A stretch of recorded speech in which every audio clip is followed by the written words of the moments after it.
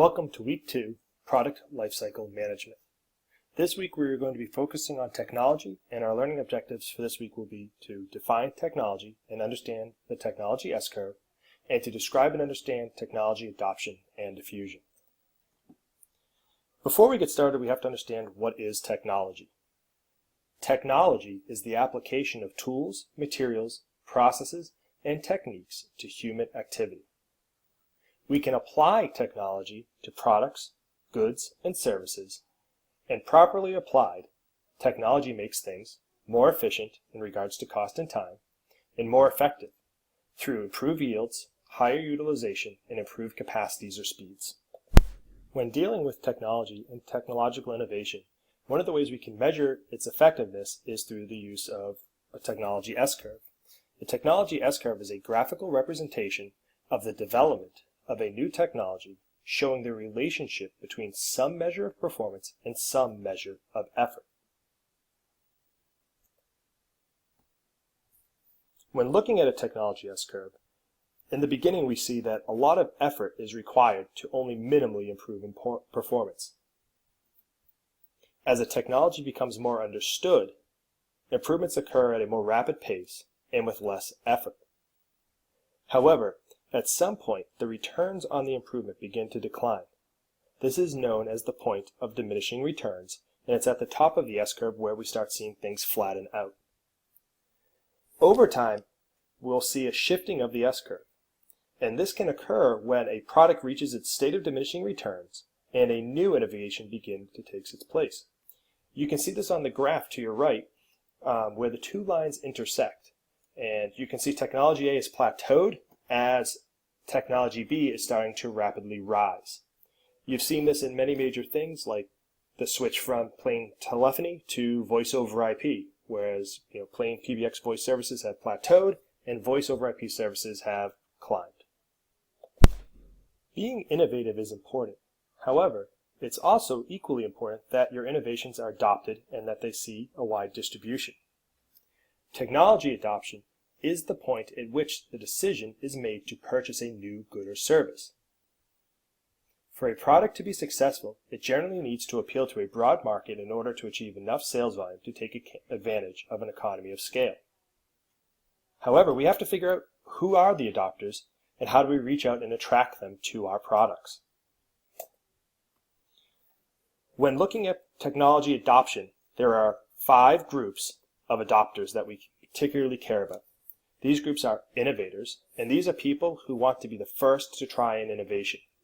They are venturesome and interested in new ideas. These people are very willing to take risks and are often the first to develop new ideas. Very little, if anything, needs to be done to appeal to this population. Following the innovators are early adopters. These are people who represent opinion leaders. They enjoy leadership roles and embrace change opportunity. They are already aware of a need, and they are also very comfortable adopting new ideas.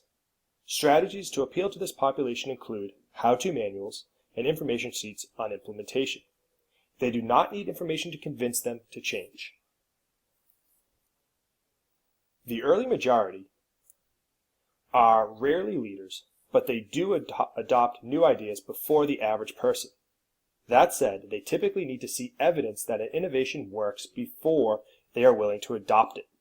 Strategies to appeal to this population include success stories and the evidence of the innovation's effectiveness. The early majority is value-driven, and they are far more risk-averse than either early adopters and innovators. The late majority are people that are skeptical of change and will only adopt an innovation after it has been tried by the majority.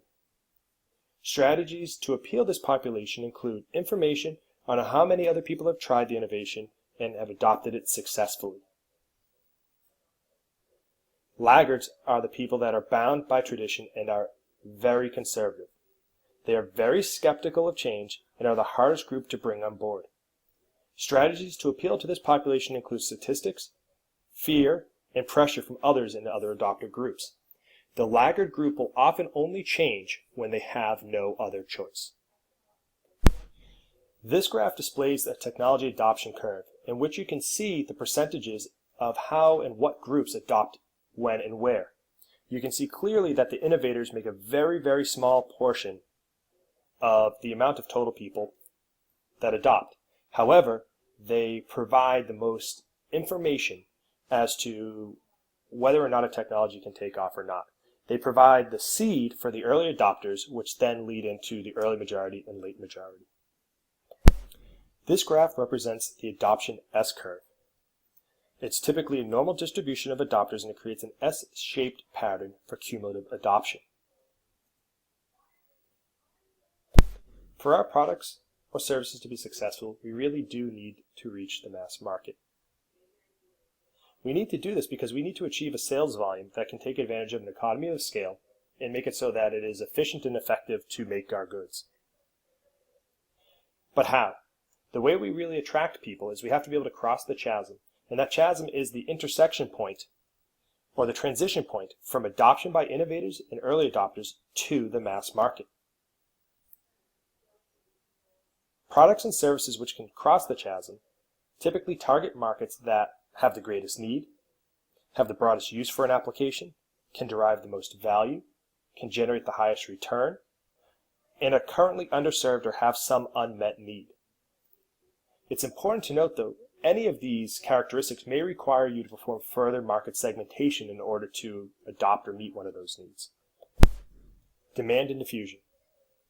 The key point here is understanding and forecasting product demand necessitates an understanding of product diffusion. Diffusion is the rate at which new technology products become adopted by potential users. As you can see on this graph here, we have another S-curve. However, the diffusion S-curve is based on the percentage of adoption over a given period of time. It's typically a normal distribution where innovators serve to inform imitators. However, other shapes can occur, such as a convex distribution, and that occurs when there are more innovators than imitators adopting a good or service. Diffusion models. Information diffusion models measure the functional form of diffusion using data on the proportion of innovators and imitators in the customer population. Information diffusion models can be quantitative or qualitative. Quantitative models such as the Bass model use mathematical formulas to estimate diffusion. Qualitative models such as the Delphi technique utilize insight from subject matter experts to estimate diffusion. Product diffusion. Product diffusion models measure the rate of diffusion, which depends on the costs and benefits of a new product, amount of learning necessary to understand its benefits, perceived risk, nature of the innovation, characteristics of the target market, and the nature of the environment impacting the adoption. For further information on the diffusion of information, the Bass model, and crossing the chasm, please see these references below. There are some good videos and some great insight as to further information on each of those topics. Thank you.